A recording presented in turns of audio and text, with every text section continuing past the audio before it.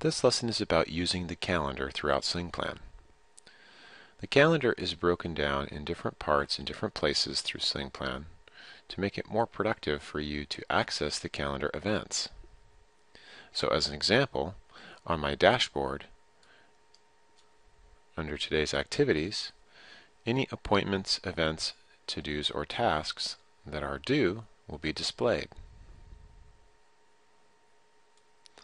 On my main personal calendar, I can see all activities related to either appointments, events, to-dos, or tasks that I have of a personal nature. I can also see an isolated view of all of my TeamShare events, regardless of which workspace they actually come from. And lastly, I can see a completely mixed view, which are both my personal and my workspace events for appointments, events, to-dos, and tasks from all parts of SlingPlan, anywhere within the system that I'm related to or I have created. If I go to my workspace, or one of the ones that I have created, I will see that within the workspace is a very similar calendar to the one I was looking at in my personal. However, the details and information listed in this particular calendar are limited to this workspace.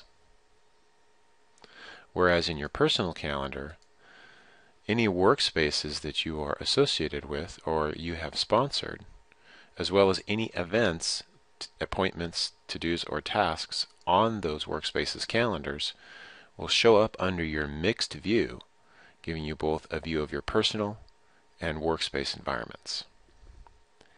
You can break the calendar down into day, week, or month views. In addition, there's also a list view that provides you a few pieces of more information regarding overdue activities, and the plan view, which is the view we were looking at before. Navigating around your calendar is pretty simple.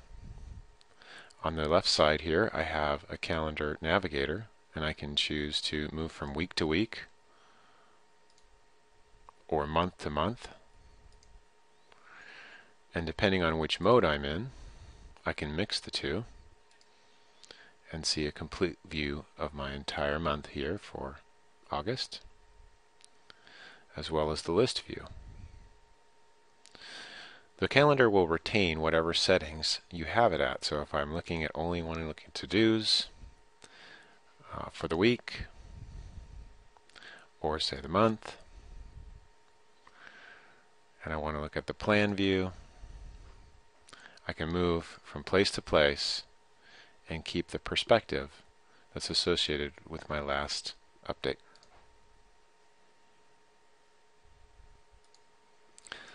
Starting events on any of your calendars is fairly quite simple. On the left side, under your Stack Menu Navigation tool, for your personal calendar, you can start new appointments, new events, to-dos, or tasks directly from the menu. If I'm in a workspace,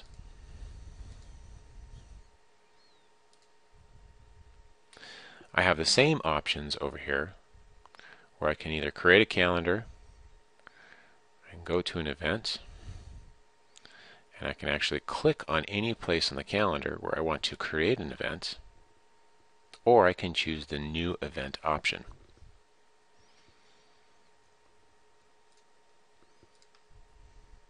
If I want to create a multi-day event, on the week view here, I can simply highlight multiple areas,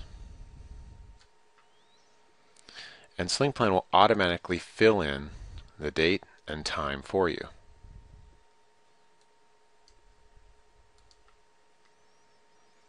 If I'm going to want to do an event here that's 3 days long, again, I simply highlighted, the dates and times are filled in for me. I simply complete the rest of the appointment,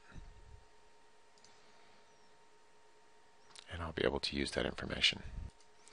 For more specific information related to appointments, events, to-dos, or tasks, and the details on how to complete those different activities, once you're in the edit mode for any particular activity, you can click on the help icon as you did when you were looking at the calendar and get detailed video on how to perform that action.